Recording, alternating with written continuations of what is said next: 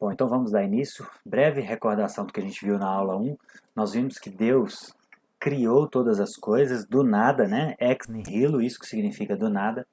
E depois que Deus cria, ordena todo o universo, organiza o planeta para receber a vida, ele cria Adão e Eva, coloca eles para trabalhar, para cultivar o jardim, eles desobedecem, e há a queda. Essa é a segunda palavra daquelas três: criação, queda e redenção, que resume toda a Bíblia, né? E aí, com a queda, há a separação de Deus, né? O homem morre espiritualmente e ele... Deixa eu fechar essa janela. Pera aí. Pronto. Ele morre espiritualmente e a partir daí na Bíblia começa todo o processo de redenção. Então Deus começa a formar um povo para dar a luz ao Messias, que viria pisar a cabeça da serpente, que já estava planejado e profetizado lá em Gênesis 3,15. Então Deus cobre Adão e Eva ao primeiro sacrifício, apontando para Jesus, né? Tudo na Bíblia aponta para Jesus, desde o Antigo Testamento até o Novo. E aí Adão e Eva, depois que saem do paraíso, né, expulsos por causa do pecado, eles começam a se reproduzir. Depois de várias gerações, chega Noé. E aí a corrupção humana estava muito grande, Deus traz o dilúvio, mata todas as pessoas, sobra apenas Noé e sua família. E aí começa o repovoamento. E aí depois o próximo evento importante é a Torre de Babel. Esses povos querem ser famosos e Deus confunde as línguas deles. E aí, a partir daí eles se separam e vão formando as nações. Depois de várias gerações, chega um homem chamado Abraão. Deus escolhe Abraão para formar o povo de Israel que viria Jesus. E aí Abraão tem Isaac, Isaac tem Jacó, Jacó, Deus muda o nome dele para Israel. Israel tem 12 filhos, um deles é José, e um deles também vai ser Judá, de qual vai vir Jesus, né? Vai vir Davi e depois Jesus, depois de várias e várias gerações. Então José é vendido para o Egito, aí que eles começam a ir para o Egito, e eles ficam lá 400 anos cativos, e aí Deus levanta Moisés para libertá-los do Egito. Depois que Moisés liberta eles do Egito, leva eles para a terra prometida. Foi aqui que a gente parou na última aula. Então,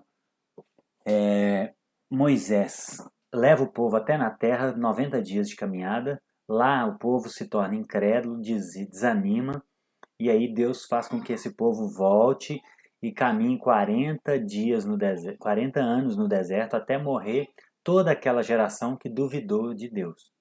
Então, Deus chama Josué para entrar na terra prometida.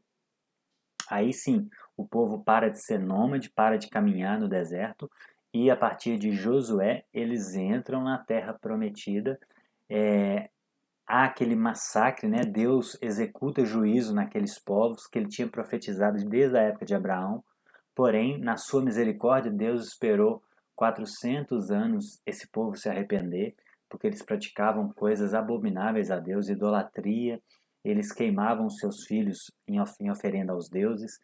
Então Deus, através do povo de Israel, executa juízo na vida desses povos.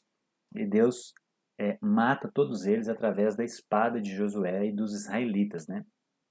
Então os israelitas tomam posse da terra prometida e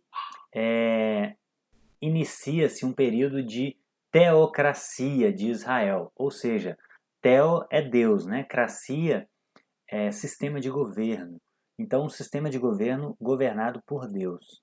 Aí inicia-se um período de idas e vindas na história do povo de Israel. Então, eles tomam posse da terra e surge o período dos juízes. Esse aqui é um dos mais famosos, né? O Sansão.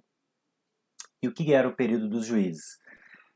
Não havia rei em Israel ainda, era o período dos juízes, ou seja, o povo estava em prosperidade financeira e de paz. Aí o povo, o que acontecia? O povo se desviava. Quando o povo se desviava, Deus entregava eles nas mãos dos inimigos. E aí o povo sofria nas mãos dos inimigos, porque o ser humano, por causa do pecado, a maioria das coisas a gente só aprende pela dor, não pelo amor, infelizmente. Nós somos cabeça dura, né? Então, Deus deixa ou levanta inimigos para subjugar Israel. Aí o povo passa vários anos sobre esse jugo e então eles se arrependem mais uma vez, pedem a Deus libertação. Deus levanta um juiz e esse juiz libertava o povo das mãos dos inimigos. Então foram vários juízes, mais de 10. Foram 16, se não me engano, o total de juízes. E esses juízes libertavam o povo. Aí começava o ciclo novamente. Vinha paz, vinha prosperidade financeira, o povo se desviava. E aí eles eram subjugados, Deus levantava os inimigos, e então eles se arrependiam. E o livro de Juízes é todo esse ciclo de arrependimento. E aí Deus levantava um juiz, libertava eles, vinha a paz, vinha a prosperidade, eles se desviavam novamente depois de alguns anos, e aí de uma outra geração Deus subjugava eles novamente e assim sucessivamente. Então foi uma época muito, foi um período muito conturbado na vida dos israelitas, né? Ocorreram eventos muito cruéis nesse momento, a ponto de uma concubina, né, de uma serva ser estuprada em praça pública, e aí o servo dela, o dono dessa escrava, esquarteja ela, corta um pedaço de cada parte dela e envia para as 12 tribos, mostrando o tamanho da perversidade que tinha acontecido em Israel. Então, era um Deus que a Bíblia diz que cada um fazia o que achava certo aos seus próprios olhos. Não tinha rei, não tinha juiz, né? E o povo estava afastado de Deus, muitas vezes. Então, reinava o caos. Depois desse longo período dos juízes, vem o período do Reino Unido, ou seja, o povo pede um rei. O povo vê as nações vizinhas, vê que eles têm reis, e aí o povo pede a Samuel, o profeta Samuel da época, um rei, assim como as outras nações tinham. E aí Samuel fica triste, Deus fala com eles, não Samuel, com ele, né? Pode ficar tranquilo, eles rejeitaram a mim, não você. Então pode dar um rei para eles, mas mostra a eles que o rei vai subjugá-los, vai oprimi-los, vai fazer com eles coisas que eu como rei não faço, porque o meu jugo é suave, né, como Jesus disse. E aí eles mesmo assim decidem querer, eles querem um rei, e o primeiro rei que Deus institui é Saul. Para quê, gente? Olha que interessante. O povo, eles queriam um rei para que o rei lutasse as batalhas na frente deles. Então eles queriam alguém forte, corajoso, destemido, né? Todas as características de um rei que eles tinham, características humanas. Então Deus levanta um rei como eles queriam. Saul era um homem forte, um guerreiro, um homem muito alto, forte, valente. Porém, ele não tinha. Ele começou muito bem, mas ele se desviou muito rápido do caminho. Ele não obedeceu a Deus. Ele se perdeu em meio ao poder, à riqueza e foi um péssimo rei para Israel. Então ele reina 40 anos. Então o Reino Unido dura 120 anos. Ou seja, por que é Reino Unido? Porque todas as 12 tribos estão unidas. Houveram períodos de pequenas divisões, tanto no início do reinado de Davi, algumas tribos seguiam uns descendentes de Saul. Houve muita conturbação, mas no geral o reino estava unido ainda. As 12 tribos serviam os seus reis, as 12 tribos juntas, né? As 12 tribos de Israel, que são os 12 filhos de Jacó, né? Que virou o nome Israel. Então Saul reina 40 anos e aí ele se desvia e Deus rejeita ele e institui Davi como rei depois de Saul. Davi reina 40 anos também. O reinado de Saul foi basicamente guerras. Ele guerreou muito com os filisteus. E Davi era o principal guerreiro de Saul, né? Depois Davi é instituído rei e o reinado de Davi é marcado por uma relativa paz. Ele teve muitas guerras também, mas foi menos que Saul. Porém, ele teve muita guerra, tanto que quando ele vai querer construir o templo, Deus fala com ele: não, você matou muita gente, você foi um homem de guerra, mas ele matou muita gente também durante o reinado de Saul. E, e então Deus não permite que ele construa o templo. E aí depois de Davi foi um homem segundo o coração de Deus. Ele teve os seus erros, né? Porém a Bíblia chama ele de um homem segundo o coração de Deus. Por quê? Porque diferente de Saul, ele se arrependia. Saul não se arrependia. Davi tinha essa característica. Ele acaba de pecar com Batseba, ele mata o marido dela, e aí quando ele é confrontado pelo profeta Natan, ele se arrepende. Então, o arrependimento é a marca de um verdadeiro cristão, né? Mas quando peca por acaso, por tropeço, não peca por querer pecar, né? Não por essa obstinação. E aí Davi tem um filho chamado Salomão, e ele institui Salomão como seu herdeiro no trono. E o reinado de Salomão vai ser caracterizado pela total paz, né? Salomão não há guerra com nenhuma nação de Israel. Aqui já houve muitas guerras nesses dois reinados. E Salomão tem aquela famosa passagem quando Deus pergunta a ele o que ele queria e ele pede sabedoria. E Deus diz a ele: uma vez que você não quis riqueza, poder, a morte dos seus inimigos, eu vou te dar a sabedoria que você pediu, mas também vou te dar fama e riqueza. Né? Então, foi um dos reis mais ricos, foi o rei mais rico da sua época, o homem mais rico da sua época. Deus confiou muito recurso na mão de Salomão e ele tinha muita coisa para fazer, né? Ele tinha um povo para cuidar e tinha um templo e um palácio para construir. Então ele precisava de muito recurso de fato. Então esse é o Reino Unido, 120 anos de Reino Unido. E aí, depois de Salomão, o filho dele chama Roboão, e o filho dele começa a oprimir o povo. Aí surge o momento do reino dividido.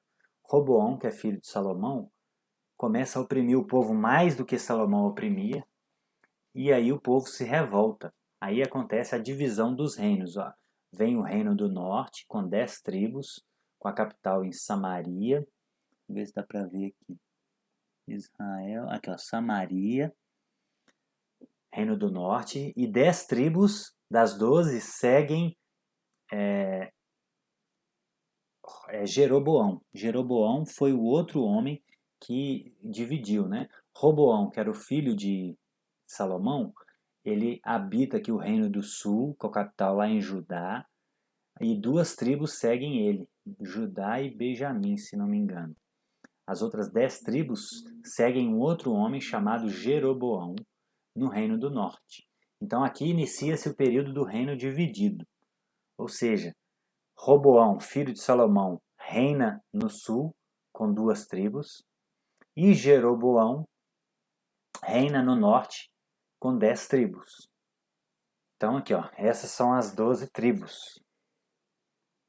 As 12 tribos, 10 delas seguem o reino do norte com Jeroboão e 2 delas seguem Roboão, que é filho de Salomão, no reino do sul. Então aqui inicia-se o período do reino dividido em Israel. E esse reino dividido vai durar. Ó, aqui nós estamos falando do ano. Aqui, ó, eu tenho na minha Bíblia, NVI, essa cronologia. Olha só que interessante.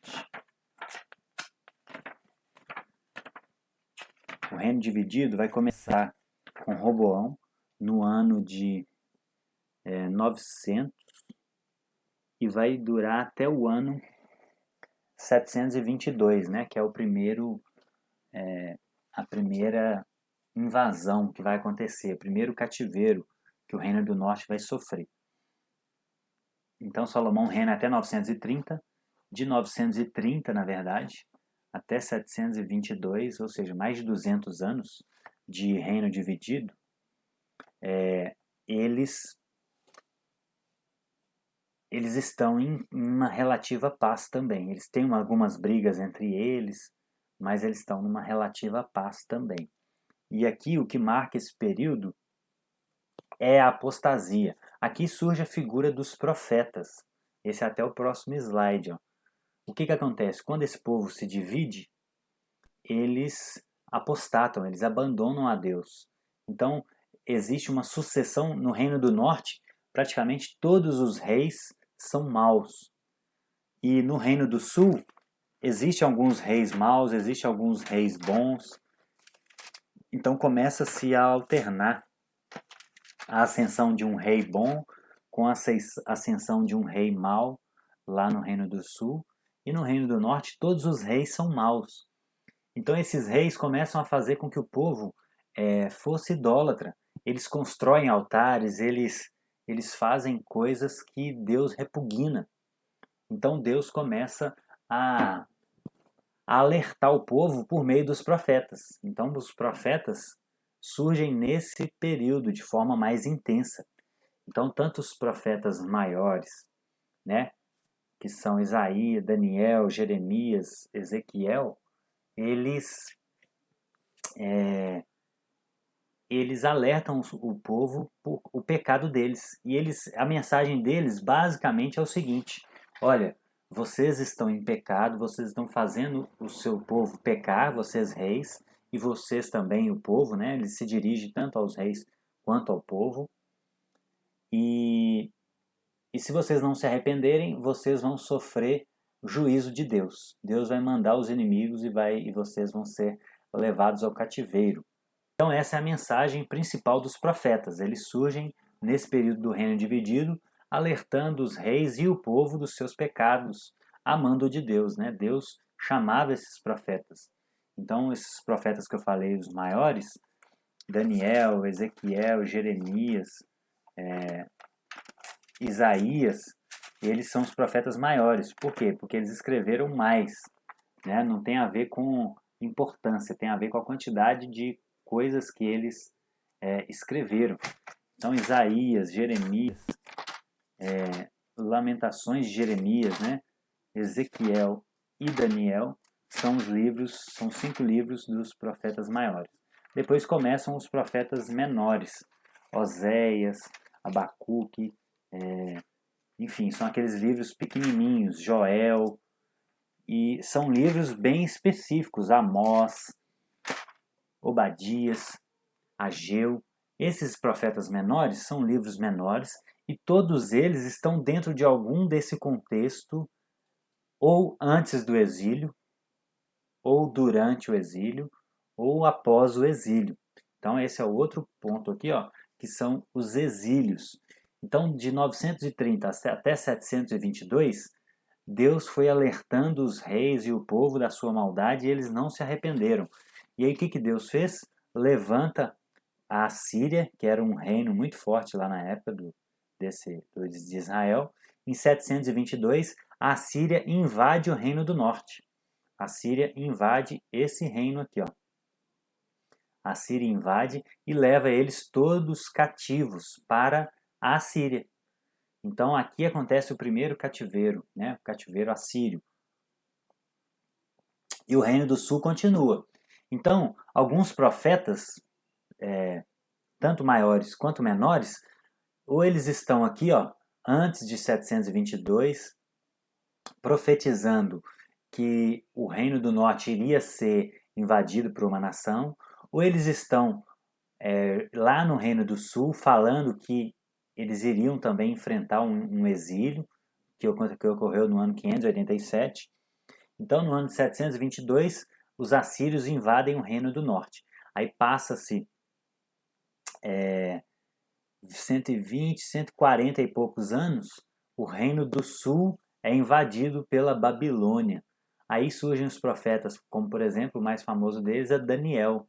Daniel é um profeta que viveu o período do exílio da Babilônia. Então ele estava lá na Babilônia quando o faraó, o rei lá da Babilônia, né, faz aquele decreto influenciado por aquelas pessoas invejosas e pedem para ninguém orar e ele ora e ele é enviado para a cova dos leões. Então Daniel, ele é um profeta maior que está inserido aqui nesse momento da história, ó, dentro do período do exílio da Babilônia. Aquele evento também que ele não se prostra à imagem do, do rei, né? E ele é enviado para a fornalha. Tudo isso ocorreu lá na Babilônia.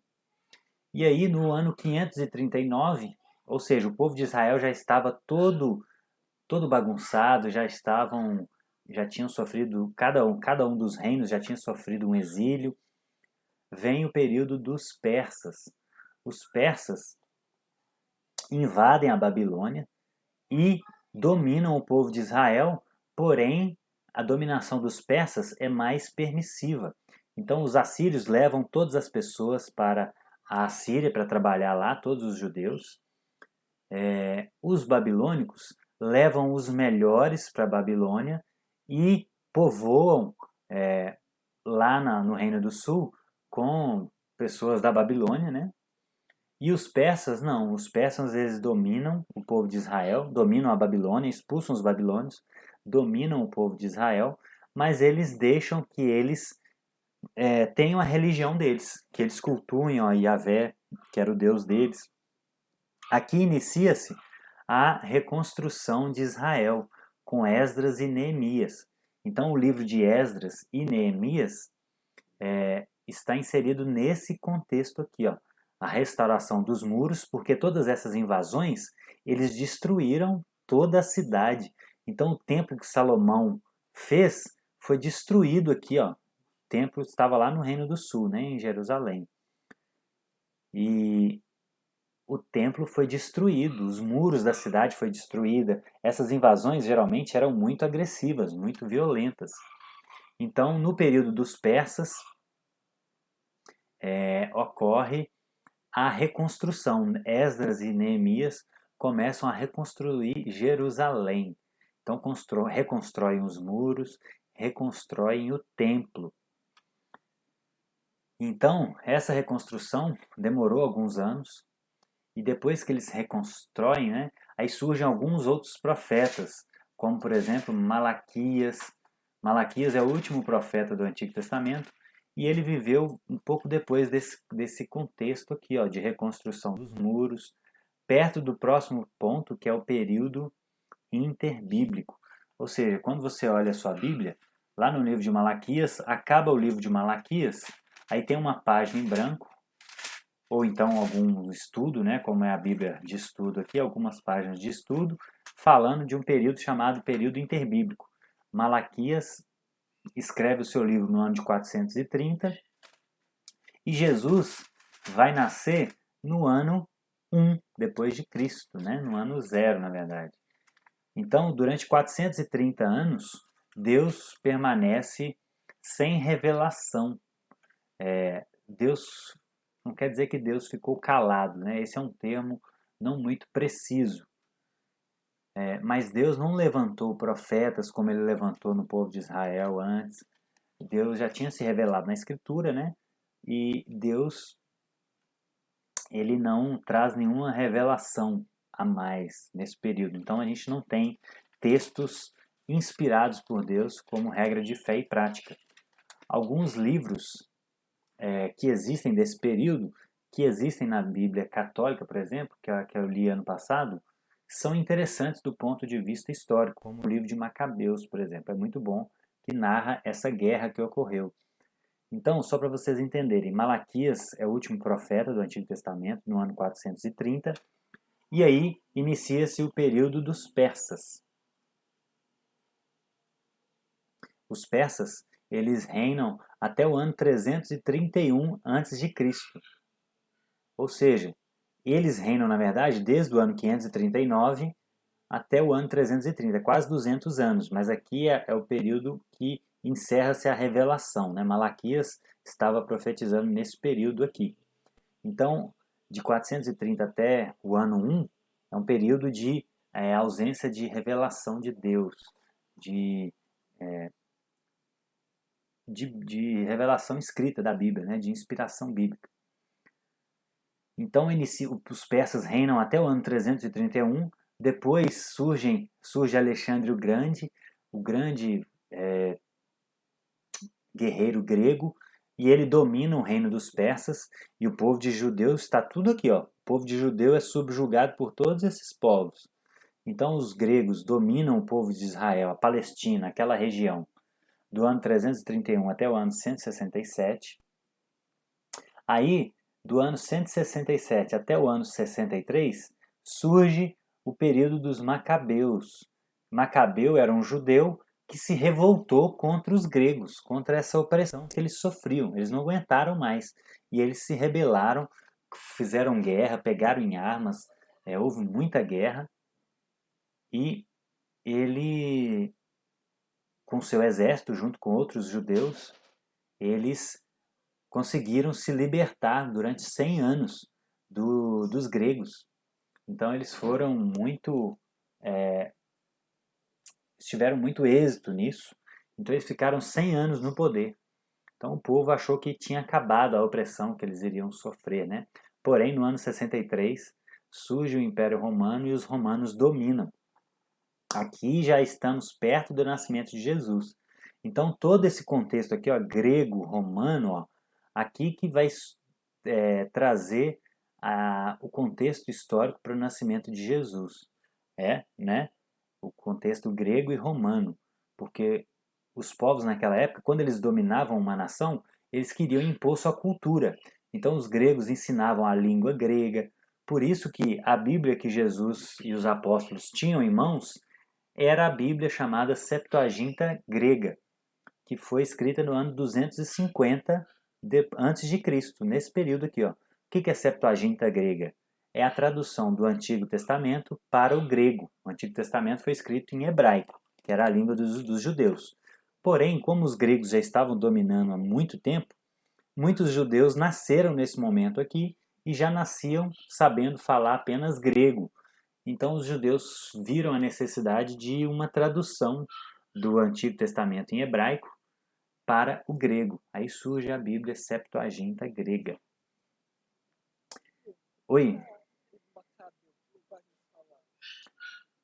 Então, nesse período dos Macabeus, eles ainda tinha poucas pessoas que falavam hebraico, mas a maioria, por eles estarem já nesse contexto, eles falavam grego, entendeu? Eles tinham sido dominados pelos gregos durante quase 200 anos. Ó. Então, a maioria dos judeus já falava grego, já nasceram falando grego, entendeu? Mas existiam alguns ainda que falavam hebraico, tanto que eles conseguiram traduzir, né, a Bíblia do hebraico para o grego. Nem todo mundo falava grego, mas já era muito difundido. Então, aqui começa a surgir o contexto para o nascimento de Jesus. Aí a gente chega no Novo Testamento. Então, o período interbíblico, ele é um período importante para formar a cultura a qual Jesus vai nascer. E aí surge João Batista, batizando lá no deserto, proclamando que o reino de Deus tinha chegado, e Jesus nasce junto com João Batista, né? Aqui surge a figura do Messias. Então, olha que interessante. Desde Gênesis 3,15, que Deus viu que o homem tinha caído em pecado e ele decidiu tomar uma solução para remediar esse pecado do ser humano, desde lá até a vinda de Jesus, ou seja, mais de 2.000 anos de história, ou melhor, 2.000 anos de Abraão, né? De Adão até Abraão, a gente não tem cronologia exata, não tem como a gente saber quando Adão nasceu. Mas, pelo menos 2.000 anos de história, desde Abraão até Jesus. Então, nesses 2.000 anos de história, Deus estava conduzindo a humanidade para trazer à luz o Salvador. E aí Jesus nasce. Jesus, ele cumpre todas as profecias de tudo isso que a gente viu até agora.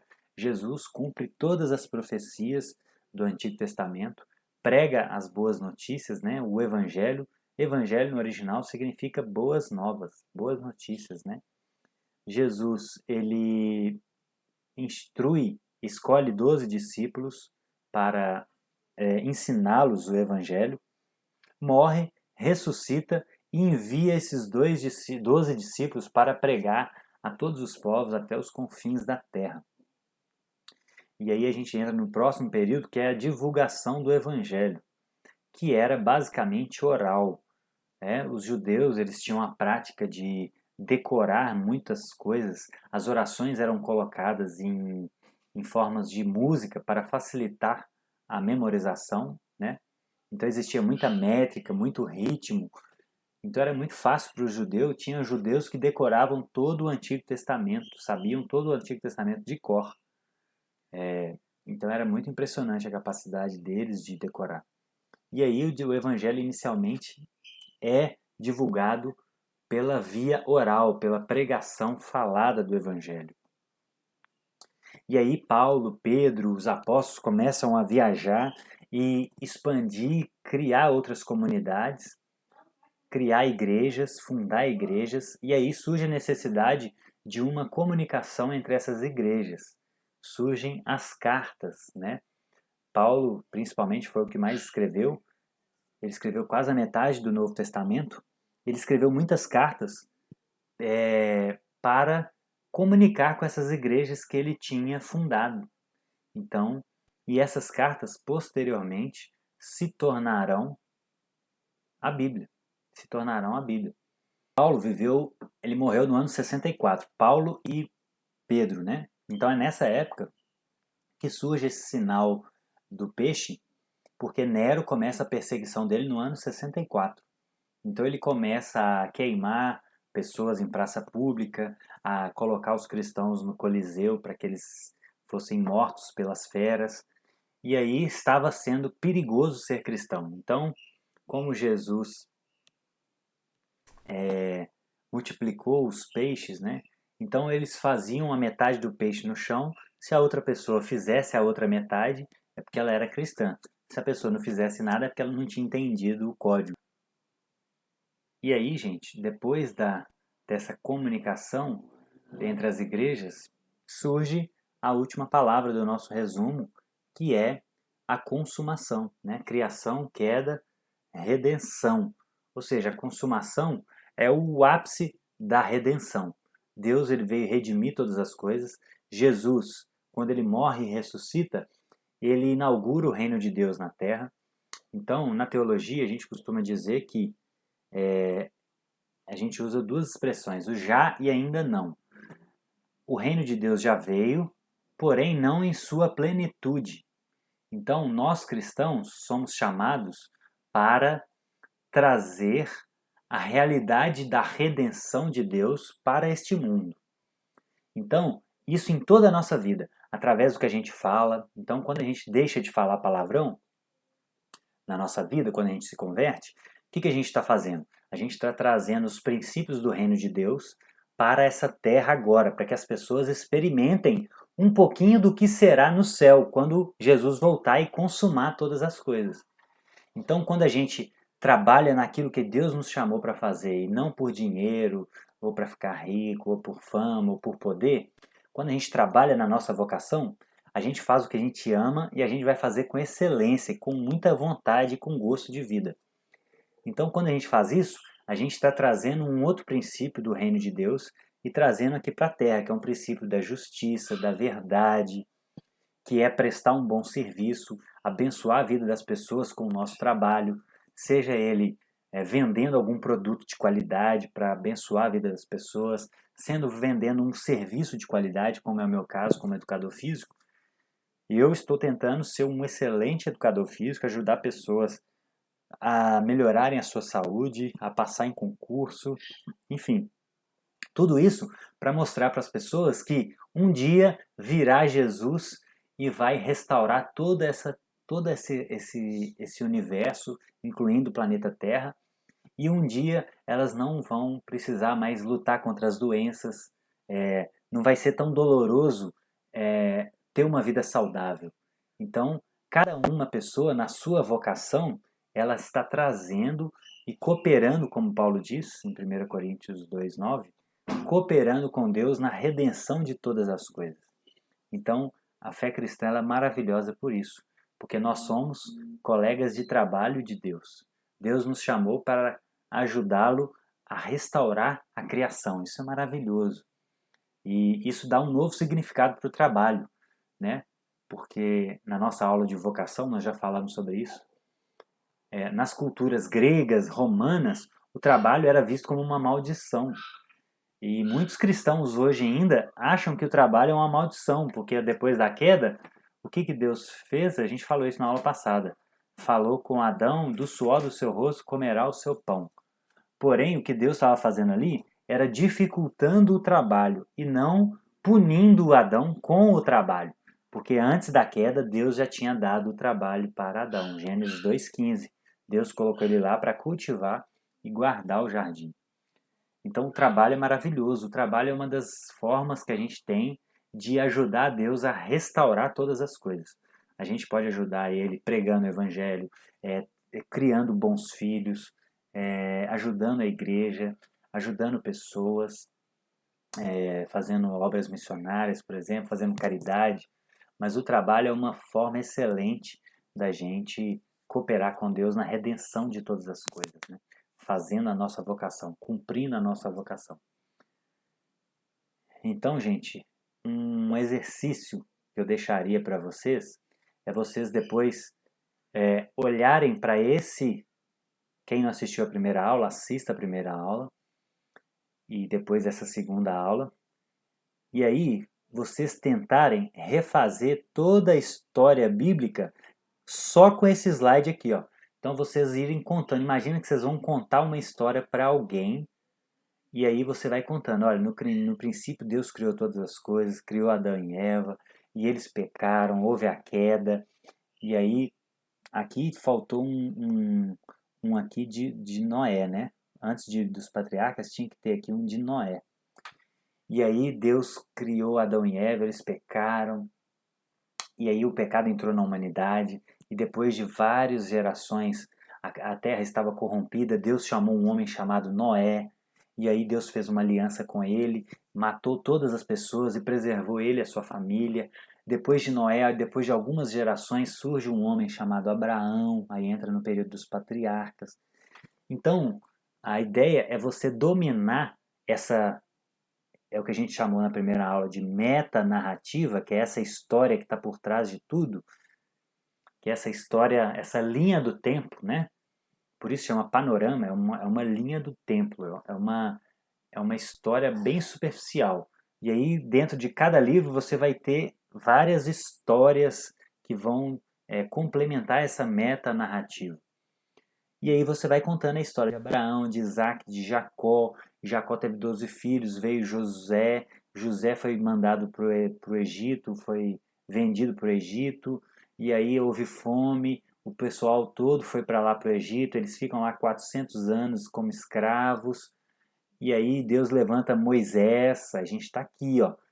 Então, vocês têm que dominar essa metanarrativa, essa história resumida, através de pequenas palavras-chave, assim, ó, tempo dos juízes, tempo do Reino Unido, o tempo do reino dividido, que surgiu os profetas, aí vem os cativeiros, e aí depois o Novo Testamento. Ó. Então vocês têm que dominar essa história através de pequenas palavras, assim, ó, criação, Noé, igual eu coloquei aqui, eu coloquei em 22, né? Criação, Noé, Reino Unido, Reino Dividido. Vocês têm que saber dominar essa história para a Bíblia fazer mais sentido. E aí, o que vai acontecer?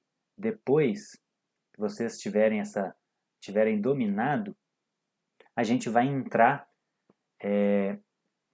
em livro por livro, um pouco mais a fundo, para a gente, por exemplo, o livro do Gênesis, o que está escrito no livro do Gênesis, o que está escrito no livro do Êxodo, no livro de Levítico, Números, Deuteronômio, tudo isso aqui forma o Pentateuco, que são os 5 primeiros livros do Antigo Testamento. Depois vem os livros históricos, Josué, Juízes, são 12 históricos. Depois vem os poéticos. Depois vem os profetas maiores. Na ordem da Bíblia é assim. Depois vem os profetas menores. Então, todo o Antigo Testamento está resumido aqui, ó. Torá, ou Pentateuco, 12 históricos, 5 poéticos, 5 profetas maiores e 12 profetas menores.